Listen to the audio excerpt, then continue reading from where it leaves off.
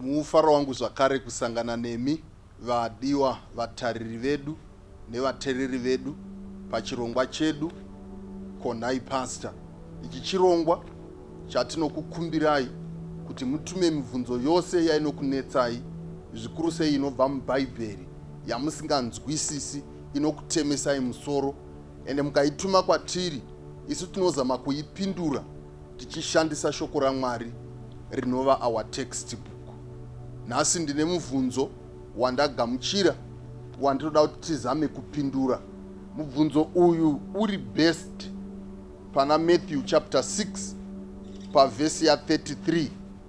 Mukaverenga vhesi iyi inotaura ichiti, regai ndiverenge pano, Matthew 6 pavhesi ya 33 inoti, but seek first the kingdom of God and his righteousness, and all these things shall be added to you. Mubvunzo uri pano unoti, all these things zvimbori zvii zvinonzi izvozvi zvose, uye zvakare tingazviwana sei? Mukacherechedza pano apa muchaona kuti vhesi yatanga ichiti but, ende shoko rekuti but is a great reverser, rinoshandura situation. Pane imwe nguva patinosangana nemurume uya anonzi Naaman, potaurwa kunzi Naaman waiva musoja mukuru, aiva nechinzvimbo chikuru, airemekedzwa mukati menyika yose. Panotsanangurwa zvakawanda pamusoro pake, asi vhesi inoguma yati but he had leprosy. Saka the word but rinorivhesa zvinhu zvose. It's a great reverser. Kana rari papa chimbotaurwa zvinhu zviri positive, pakangonzi but, zvava kutoreva kuti zvava kuuya after but, zvava kurivhesa zvinhu zvose. Kana papa chitaurwa zviri negative, pakazonzi but, zvinochinja zvose zvotanga kuva nepositive. Saka shoko iri rekuti but it's a great reverser. Then rinoinda mberi vhesi roti pano apa, seek first, but seek first. Kana zvikanzi seek first, hazvina kunzi seek only, but pari kunzi pano apa une zvinhu 10 zvaunoda, but pa 10 izvi zvinhu zvaunoda pari kunzi number 1 chinofanira kuva chinhu ichi. Saka pano apa vhesi haisi kuti seek only, but iri kuti seek first. Iri kuti first things are supposed to be first. Nyaya iri kuadreswa pano inyaya yemapriorities. Mwari havasi kuti tisatsvaka zvimwe zvose, vari kuti zvitsvagei, asi zvitsvagei mambotsvaga chinhu ichi. Ichi ndo chinofanira kuva chekutanga. Tikaenda mberi nevhesi inobva yati pano apa, seek first the kingdom of God and his righteousness. Saka pamaagenda eupenyu hwedu ose, angava 20, 30 kana 100, pari kunzi number 1 agenda item inofanira kuva yekutsvaga umambo hwaMwari nekururama kwake, kwete kwedu, but kururama kwake, kwete kwedu. Tikatsvaka kururama kwake, tikatsvaka umambo hwake, tazviisa pakutanga izvo, vhesi inozoguma yoti pano apa, and all these things shall be added unto you. Saka Mwari vari kutipa pano apa formula yesuccess. Vanoti chekutanga chatinofanira kutsvaga mukurarama kwedu umambo hwaMwari. Kureva kuti pane zvose zvatinoita, God must be first, and not just first, but also last, and not just last, but also the best of all. Pari kunzi pano apa, prayer must be the key of your day and also the lock of your night. If you start your day with prayer, you are going to end it with praise.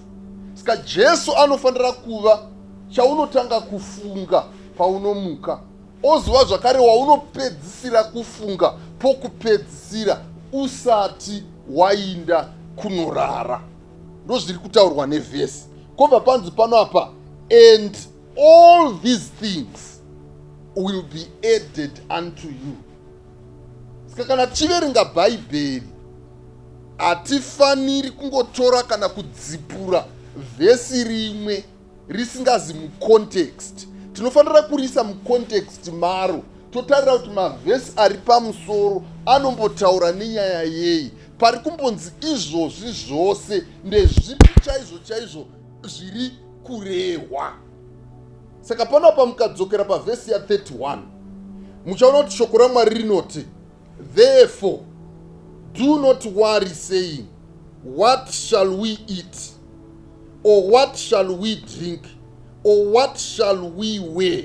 Pane mibvunzo mitatu pano apa kuti ngatisafunganya tichiti tichadyei, tichanwei, uye zvakare kuti tichapfekei.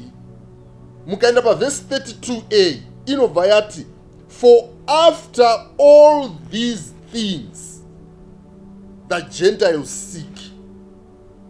Saka mukaramba muchidzika nayo moenda pa33, it's the same things zviri kurehwa.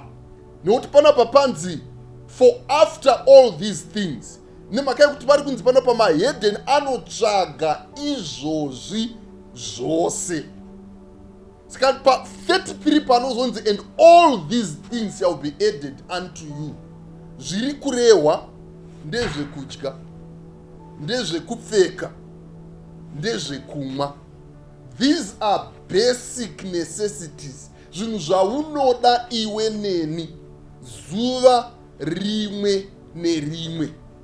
Patamuka nhasi, pane chatadya, pane chawamwa, kobva wapfeka hembe. Saka panapa hapasi kutaurwa about ma-superfluities of life kana kuti ma-luxuries of life.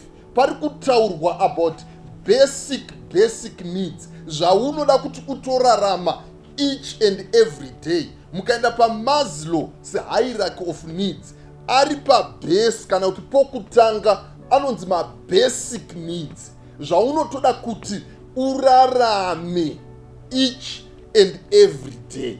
Saka panapa kana pachinzi pavhesi 33, and all these things shall be added unto you, pari kutaurwa zvazvichitsanangurwa naJesu pavhesi ya 31 na 32, ma-basic necessities, mvura yekumwa, chikafu chekudya, nezvokupfeka, zvinova zvinhu zvatinoda zuva rimwe nerimwe.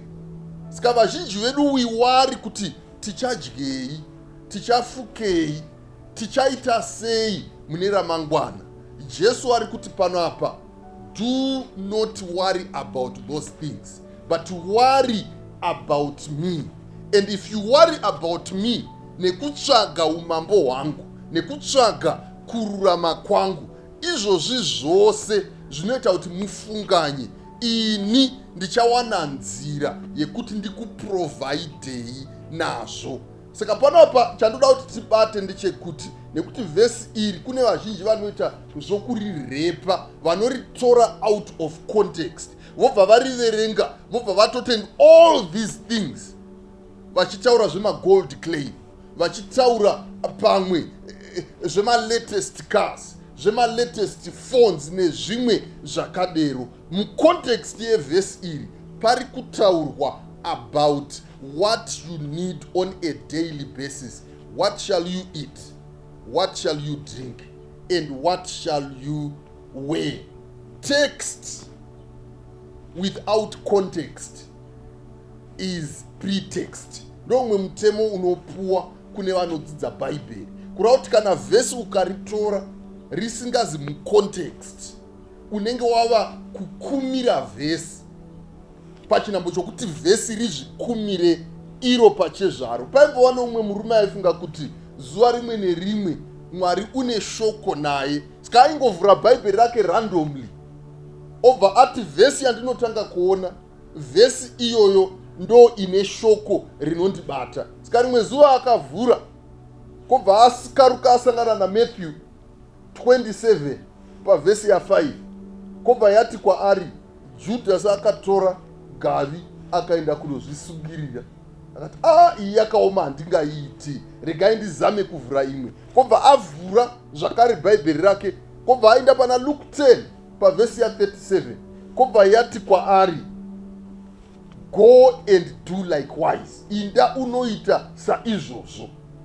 Kobva zvamunetsa akavhura zvakare akasangana naJohn chapter 13 pavhesi ya27, kobva yati kwaari, whatever you want to do, go and do it quickly. Saka kana ukangoverenga bhaibheri anyhow, usingatariri context, usingaconsider machapter ari mumasure mechapter rawaverenga iroro, nemavhesi ari pasure peiroro rawaverenga, nebhuku rose iroro rakanyorwa nomunyori iyeye webhaibheri, unogona kuguma wava a suicide bomber.